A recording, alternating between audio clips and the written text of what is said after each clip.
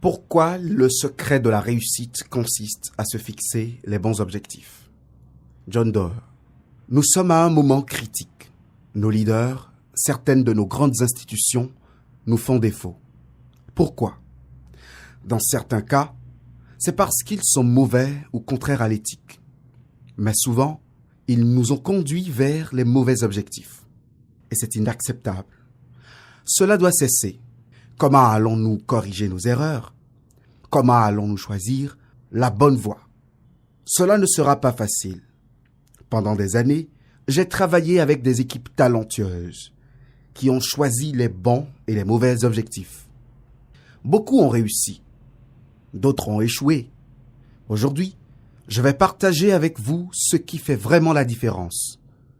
Et ce qui est crucial, c'est comment et pourquoi ils ont pu se fixer des objectifs significatifs et audacieux, les bons objectifs pour les bonnes raisons. Revenons en 1975. Oui, c'était moi. J'ai beaucoup à apprendre.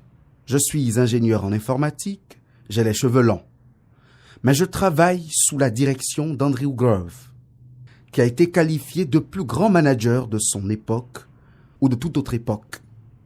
Andy était un leader hors pair et aussi un enseignant.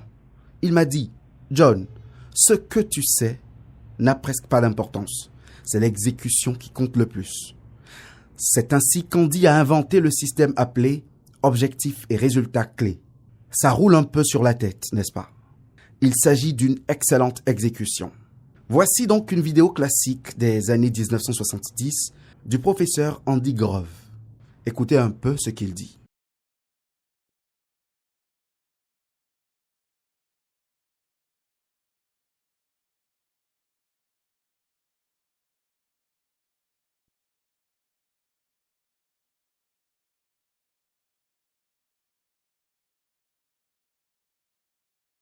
Les deux expressions clés des systèmes de gestion par objectif sont les objectifs et les résultats clés. Ils correspondent aux deux finalités. L'objectif est la direction. Le résultat clé doit être mesurable. À la fin, vous pouvez vous demander, sans aucun argument, si j'ai fait cela ou si je ne l'ai pas fait. Oui, non, simple. Les objectifs et les résultats clés, ou OKR en anglais, Objectives and Key Results, sont un système simple de fixation d'objectifs. Ils fonctionnent pour les organisations, les équipes et même les individus. Les objectifs sont ce que vous voulez accomplir. Les résultats clés sont les moyens d'y parvenir. Objectifs, résultats clés, quoi et comment. Mais la vérité est là. Beaucoup d'entre nous se trompent d'objectifs et la plupart d'entre nous ne se fixent pas d'objectifs du tout. Beaucoup d'organisations se fixent des objectifs et les atteignent. Elles expédient les ventes, elles lancent leurs nouveaux produits, elles réalisent leurs chiffres, mais elles n'ont pas le sens du but à atteindre pour inspirer leurs équipes. Alors, comment fixer ces objectifs de la bonne manière? Tout d'abord, vous devez répondre à la question suivante. Pourquoi? Parce que les équipes véritablement transformationnelles associent leurs ambitions à leurs passions et à leurs objectifs. Et elles développent un sens clair et convaincant du pourquoi. Je voudrais vous raconter une histoire. Je travaille avec un entrepreneur remarquable. Elle s'appelle Ginny Kim. Elle dirige une entreprise appelée Nuna. Nuna est une société de données sur les soins de santé. Lors de sa création, Nuna a utilisé des données pour répondre aux besoins de santé d'un grand nombre de travailleurs dans de grandes entreprises. 2 ans après la création de l'entreprise, le gouvernement fédéral a proposé de créer la toute première base de données en nuage par Medicaid. Vous vous souviendrez que Medicaid est un programme qui s'adresse à 70 millions d'Américains, aux pauvres, aux enfants et aux personnes handicapées. À l'époque, Nuna ne comptait que 15 personnes et cette base de données devrait être construite en 1 an. Elle avait toute une série d'engagements à respecter. Et franchement, il n'allait pas gagner beaucoup d'argent avec ce projet. C'était le moment de parier sur l'entreprise et Ginny l'a saisi. Elle a sauté sur l'occasion. Elle n'a pas bronché. Pourquoi? Eh bien, c'est une raison personnelle. Le jeune frère de Ginny, Kimong, est autiste. À l'âge de 7 ans, il a fait sa première crise d'épilepsie à Disneyland. Il est tombé par terre Il s'est arrêté de respirer. Les parents de Ginny sont des immigrés coréens. Ils sont arrivés dans le pays avec des ressources limitées et parlaient peu l'anglais. C'est donc à Ginny qu'il est revenu d'inscrire sa famille à Medicaid. Elle avait 9 ans. Ce moment a défini sa mission et cette mission est devenue son entreprise. Et cette entreprise a soumissionné, gagné et exécuté ce contrat. Ginny vous explique pourquoi. Medicaid a sauvé ma famille de la faillite. Et aujourd'hui, il assure la santé de Kim Hong et de millions d'autres personnes. Nuna est la lettre d'amour à Medicaid.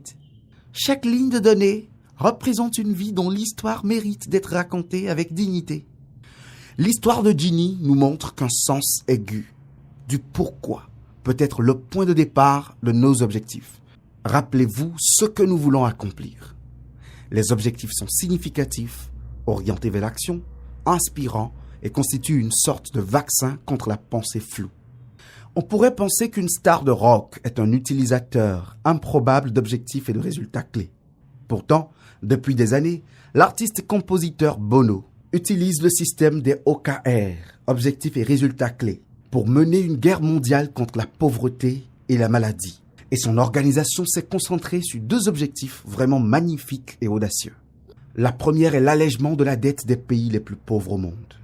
Le second est l'accès universel aux médicaments anti-VIH. Pourquoi ces objectifs sont-ils valables? Reprenons notre liste de contrôle. Est-ce significatif? Oui. Pertinent? Oui. Orienté vers l'action? Oui. Inspirant? Oui. Écoutons maintenant quelques propos de Bono. Vous êtes donc passionné? Jusqu'à quel point? Quelle est votre passion? Quelles sont les actions que votre passion vous amène à faire? Si le cœur ne trouve pas une rime parfaite avec la tête, votre passion ne signifie rien. Le cadre OKR cultive la folie, l'alchimie qu'il contient. Il nous offre un environnement propice au risque, à la confiance, où l'échec n'est pas une infraction au pare-feu. Et lorsque vous disposez de ce type de structure et d'environnement et de bonnes personnes, la magie est au coin de la rue. J'adore cela. Les OKR cultivent la folie et la magie est au coin de la rue. C'est parfait. Avec Ginny, nous avons abordé le pourquoi. Avec Bono, nous avons abordé le quoi de la fixation d'objectifs. Intéressons-nous maintenant au comment. N'oubliez pas que les moyens sont les principaux résultats. C'est ainsi que nous atteignons nos objectifs. Et les bons résultats sont spécifiques et limités dans le temps. Ils sont agressifs mais réalistes. Ils sont mesurables et vérifiables. Ce sont là de bons résultats clés. En 1999, j'ai présenté les OKR aux cofondateurs de Google, Larry et Sergey. Ils étaient là, âgés de 24 ans, dans leur garage. Et Sergey a déclaré avec enthousiasme qu'il les adopterait. Pas tout à fait. Ce qu'il a vraiment dit, c'est que nous n'avions pas d'autre moyen de gérer cette entreprise. Nous allons essayer. Et j'ai pris cela comme une sorte d'approbation. Mais depuis, chaque trimestre, chaque Googlé a écrit ses objectifs et ses résultats clés. Ils les ont notés et les ont publiés pour que tout le monde puisse les voir. Et ces résultats ne sont pas utilisés pour les primes ou les promotions. Ils sont mis de côté. Ils sont utilisés dans un but plus noble, à savoir obtenir un engagement collectif en faveur d'objectifs vraiment ambitieux. En 2008, un Googlé, Sundar Pichai, s'est fixé un objectif. Construire la plateforme client de nouvelle génération pour l'avenir des applications web. En d'autres termes, construire le meilleur navigateur. Il a bien réfléchi à la manière dont il a choisi ses résultats clés. Comment mesurer le meilleur navigateur? Il peut s'agir de clics publicitaires, d'engagement ou de rating. Il a pensé au nombre d'utilisateurs parce que ce sont les utilisateurs qui vont décider si Chrome est un excellent navigateur ou non. Il s'est donc fixé un objectif sur 3 ans. Construire le meilleur navigateur. Puis chaque année, il s'en est tenu au même résultat clé, à savoir le nombre d'utilisateurs. Mais il a relevé la barre. La première année, son objectif était 20 millions d'utilisateurs et il l'a raté, avec moins de 10 utilisateurs. La deuxième année, il a relevé la barre à 50 millions. Il a atteint 37 millions d'utilisateurs. C'est un peu mieux. La troisième année, il a relevé le défi en passant à 100 millions d'utilisateurs. Il a lancé une campagne de marketing agressive, a élargi la distribution, a amélioré la technologie et, kaboum, il a obtenu 111 millions d'utilisateurs. Voici pourquoi j'aime cette histoire. Ce n'est pas tant pour la fin heureuse, mais cela montre quelqu'un qui choisit soigneusement le bon objectif et qui s'y tient année après année. C'est une histoire parfaite pour un intello comme moi. Aujourd'hui, je considère les OKR comme des vaisseaux transparents qui sont fabriqués à partir du pourquoi et du comment de nos ambitions. Ce qui compte vraiment, c'est le pourquoi que nous versons dans des récipients. C'est la raison pour laquelle nous faisons notre travail. Les OKR ne sont pas une solution miracle. Ils ne remplaceront pas la culture forte ou un leadership fort. Mais lorsque ces éléments fondamentaux sont en place, ils peuvent vous mener au sommet de la montagne. Je voudrais que vous réfléchissiez un instant à votre vie. Avez-vous les bons indicateurs? Prenez-vous le temps d'écrire vos valeurs, vos objectifs et vos résultats clés. Faites-le dès aujourd'hui. Si vous voulez obtenir un feedback, vous pouvez me l'envoyer. Mon adresse email est john@whatmatters.com. Si nous voulons y penser un peu, les objectifs d'Intel, de Nuna, de Bono, de Google, qui visent à changer le monde, sont remarquables. Informatique omniprésente, soins de santé abordables et de qualité pour tous, lutte contre la pauvreté dans le monde, accès à toutes les informations du monde.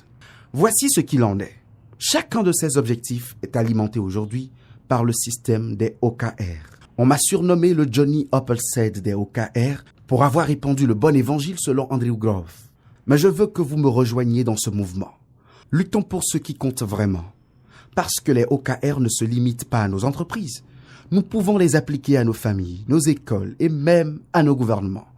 Nous pouvons demander des comptes à ces gouvernements. Nous pouvons transformer ces informations. Nous pouvons nous remettre sur les bonnes voies. Si et seulement si, nous pouvons mesurer ce qui compte vraiment et si nous le faisons. Je vous remercie.